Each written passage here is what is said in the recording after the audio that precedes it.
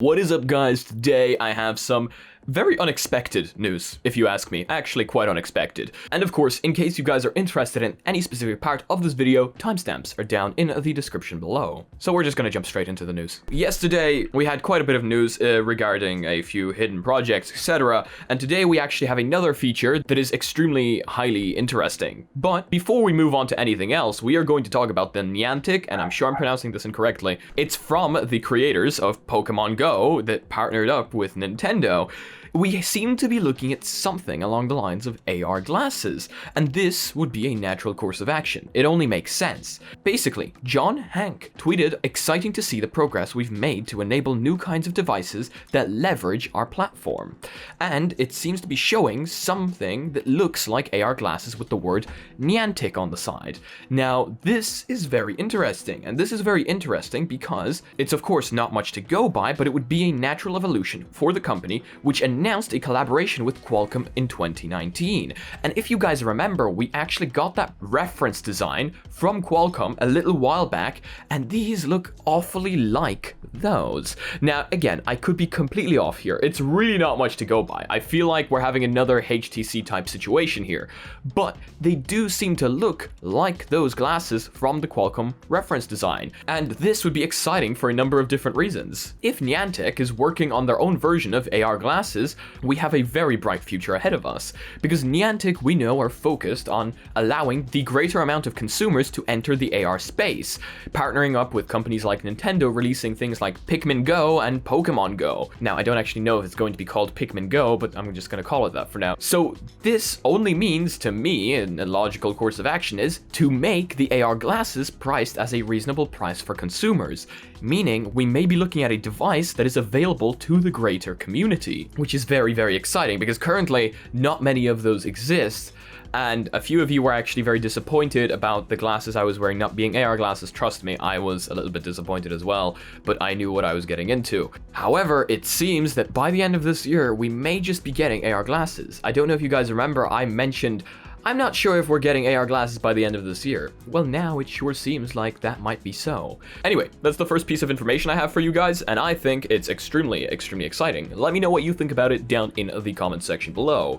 Do you guys think we'll be getting an AR headset from Niantic by the end of this year, or is it going to be much sooner? And are you guys excited for it? Now, this one is very exciting because it shows me how amazing the VR community truly is. The Tundra Labs Kickstarter went live yesterday, and I did manage to get myself the early bird because I was doing work. But that doesn't matter. What I really want to talk about is the fact that they smashed their goal in less than 24 hours. They literally smashed it. They are more than double. They are literally more than double of their goal right now, which shows how many people really want full body tracking at a better price than what HTC is selling it for. This is insane. Multiple amounts of you guys have been telling me that you guys managed to get your Tundra trackers yesterday, and I'm so happy for you guys. Seriously, GG, welcome to the full body tracking space. Me here with my good old Kinect, you guys here with your Tundra trackers. Nah, guys, I'm getting an upgrade soon. Don't worry about it. That is absolutely insane. Less than 24 hours, and you're doubling your goal. That's fantastic. And I just want to say congratulations to the Tundra Labs team. You guys have been doing some insane work, and judging by the information posted on your Kickstarter, it seems these things are just going to be absolutely fantastic and amazing. And I just want to thank you as a VR enthusiast for enabling the greater community to access full body tracking at a better price. Thank you for the innovation. So that is very, very exciting. And yeah, all I can say is let me know if you guys got your Tundra trackers down below. I'm very interested to hear what you guys think about this. And yeah, this one is quite interesting actually, because this one is based on PSVR. So, reading off of Road to VR, Doom 3 VR Edition launches today on PlayStation consoles, bringing the 2004 classic horror shooter to PSVR for the first time.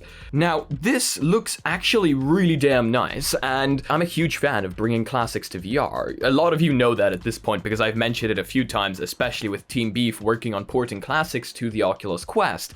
And I'm just a huge fan of bringing things like that to VR and bringing more flat screen games into VR and transferring them into the virtual world. There's many flat screen games that people would love to be playing in VR right now. Minecraft on Quest standalone. But they don't exist yet. Thankfully, we have an incredible community in the VR space working on either porting these games or the companies themselves porting them, and that is fantastic. So when I see news like this, it honestly just makes me happy, especially since a lot of people are saying the PSVR has some great games, and then the rest is just kind of like meh. So it's nice to see some good games coming to the PSVR as well, especially since we're going to have a PSVR refresh now with supposedly much better graphics and much better controllers. Looking forward to it. Still need to try and get my hands on a PlayStation 5 though. Now this one is quite interesting because we are looking at Hand Physics Lab releasing to the App Lab on April 1st. Now we talked about Hand Physics Lab releasing to App Lab, and I told you guys how excited I am for it and how excited I am that many more of you are going to be able to finally check out Hand Physics Lab. Well, it's releasing April 1st and there's not much more to say about that. It's just quite exciting. I'm really looking forward to see more of your guys' reactions to Hand Physics Lab. It's quite an interesting game or experience. But yeah, looking forward to it. Except it's April 1st, which, I'm not gonna lie, is kind of suspicious. And of course, I've left the best till last. We have another hidden feature within the Oculus ecosystem, and I was actually notified about this from a Discord user, because Basti released a video yesterday on his channel, and he also released the APK file, which means a lot more of you got access to the APK file and could check the files and maybe notify me if something has been found. And something was found. And this one specifically was posted by Yoshi on our Discord, and it showcases pass-through portals. That is like, why? I mean, it's a great feature, seriously, but why? Like, what is the use of these?